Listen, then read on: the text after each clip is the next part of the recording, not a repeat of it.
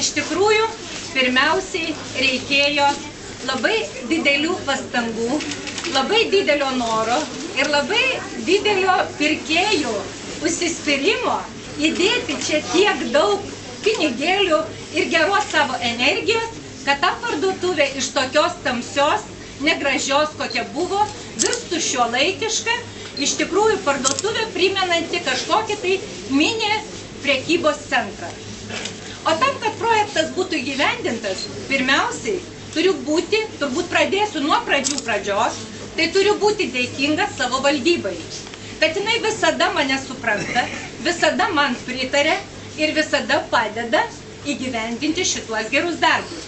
Taigi šiandien ir dėkoju savo valdybos nariam ir noriu įteikti jiems mažas dovanėlės. Zitai Geresionienei, Lauritai Filatovai. Ačiū labai. O jo sūnus irgi kunigas, tai... Noriu pasveikinti, kad įsipildė dar vienas svajonė jūsų ir palinkėti geros sveikatos ir visės. Ačiū labai. Ačiū labai. Ir Svetlana Sinkevičienė.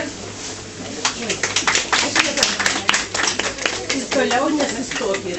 Nesustokit toliau. Ačiū. Dar noriu padėkoti savo didžiai piniginiai, tai vyriausiai buhalteriai, kur ta mano Svetlana, teikit valdybos narys. Vyriausiai buhalteriai, kuri visada skaičiuoja pinigus ir visada žino, kiek jų galima išleisti. Ačiū.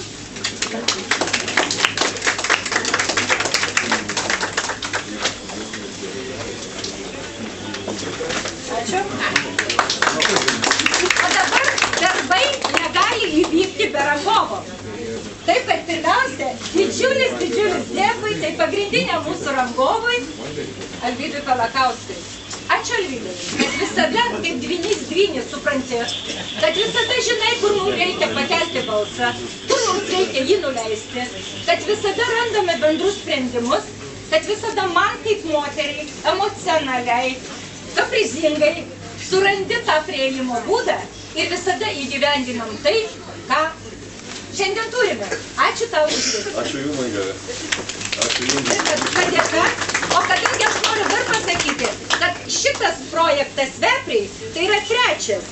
Ir šiemet mes kartu su Alvydu atlikom renovaciją Valų parduotuviai, Uosio parduotuviai, Putinų 40 ir Veprių parduotuviai. Ir visiems šitiem trim projektam mes išleidom apie 240 000 litų.